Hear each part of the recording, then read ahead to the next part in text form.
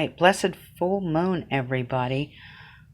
I wanted to get back on here. I'm going to just kind of zoom out a little bit so you could see my altar. Very simple altar for tonight. And I do have a statue of Venus because it is a full moon in Taurus ruled by the goddess Venus. And so I'm doing a simple abundance spell, but this is going to be done just a little bit differently than how it's usually done because we have a lunar eclipse. So you can see I have some petitions here. Those petitions I'm going to burn much later this evening, closer to the full moon hour. But on top of these petitions, there were, because I just did my own spell work, I made 2 petitions. Normally I'd only do 1, but since this is a lunar eclipse, you have to do a petition to rid yourself of something that no longer serves your greater good. And as you can see, I folded it away from me 3 times, burned it in my sacred fire, and let it smolder there for a while. I will eventually put it into the candle itself. But that is what I'm going to rid myself of. You can either put it into the candle or you can toss it into the wind at the full moon hour. It's entirely up to you. I have cedar burning. Cedar brings abundance. On my altar, I have my 2. I use prayer candles as my altar candles sometimes.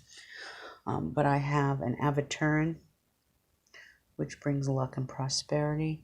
And I have a citron, which is also a wealth one. You can use other ones. You can use pyrite, and there's a couple of others I can't think of right off the bat. Now the candle, I just want to let you know, I actually bought it at the dollar store. I got a green candle, and I took a candle warmer. I don't know if you have one of those, but they're very handy, especially if you're doing something like this. And I warmed it up last week. I enchanted it. I manifested it, and I put all my herbs in it. So for money, you can do cinnamon. I did mint. Wealth oil, and bergamot oil. I didn't do too many herbs, and I let that melt down and kind of got it dressed and ready for this evening. And it's ready to go, and it's lit, and it is doing its thing. And I'm going to let that burn all night through the eclipse, through everything. Okay? So there's this big debate about doing spell work during a lunar eclipse, and it's the most powerful. Right after I'm done doing this, I'm going to be putting my moon water out and my crystals, and I'm going to let them charge overnight. But after you have set up your altar, you don't have to be elaborate, and you don't have to, bear with me, you guys. You don't have to be elaborate, and you don't have to, you say what comes from your heart in some ways. Bear with me. And on this one, I did just a simple chant where I said first, I rid myself and my family, because these petitions are for my family.